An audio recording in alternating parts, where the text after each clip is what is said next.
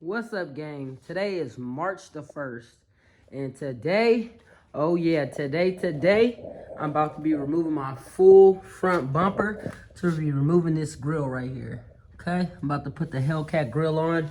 So I already removed all these tabs right here.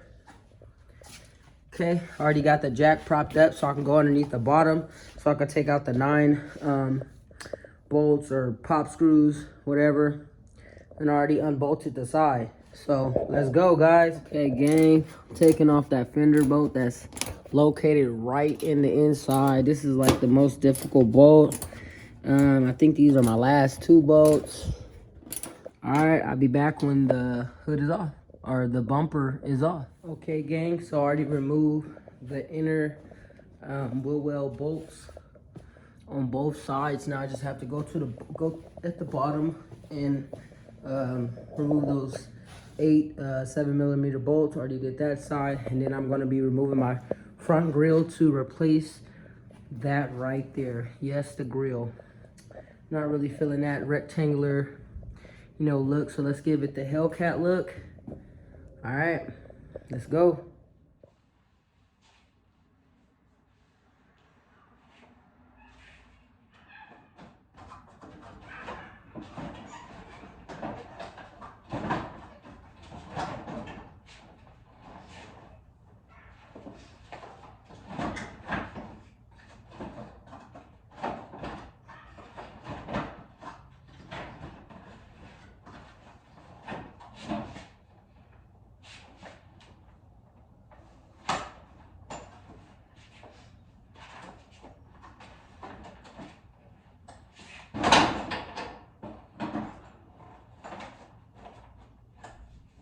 There we go, guys. Hey, gang, finally got the bumper off.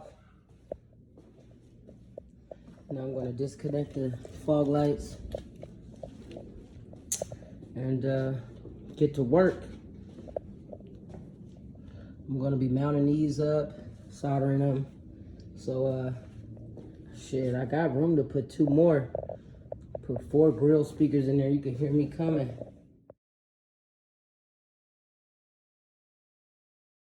Okay, in this video, I'm going to be removing the front grill right here. So I'm just going to release it from these tabs right here, all the way around. Okay, let's go. What's